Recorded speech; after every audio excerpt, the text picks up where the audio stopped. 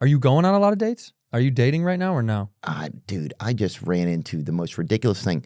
So I'm in an airplane, right? And the girl that was working in the airplane was cute, right? The flight attendant. Yes. Yeah. And I didn't want to like flirt with it because it's her job. It's a small space, right? But I felt like she kind of like looked at me like a little more than just looking at. I felt like we made like it felt like a little bit of a spark when we walked in. Sure. And did she know who you were? I don't know. Chances are high. Maybe. Yeah.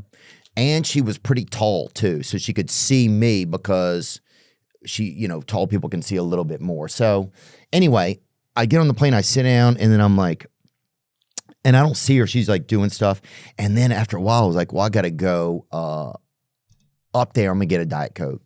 So I go up there, and while she's making it, she's kind of going a little bit slow. And I was like, oh, I was kind of talking to her and stuff. And then, dude, fuck, dude, what a fucking idiot. I said, you should come to a comedy show sometime, you know? I said, I work as a comedian, if you'd ever want to come to a comedy show. Because we'd had some good conversations. She was asking me some questions back. And then she's like, yeah, that sounds great. How should I get in touch with you or something?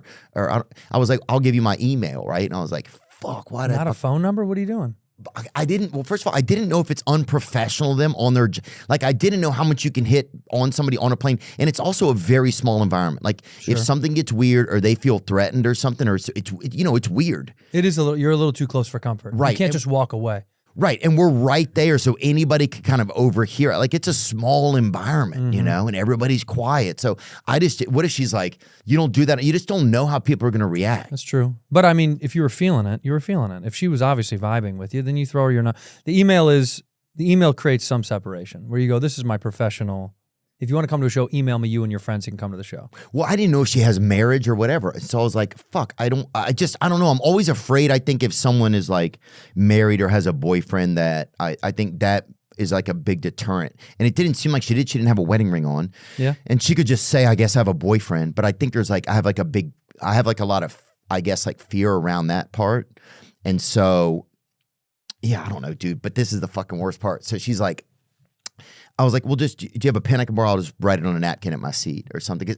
We'd been up there for a while, and some fucking Asian woman, right, was at the bath. She's banging on the fucking bathroom door now, and nobody's in there. And I was like, nobody's in there.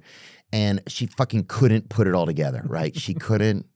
So she's still just standing there waiting. And I was like, fuck, dude.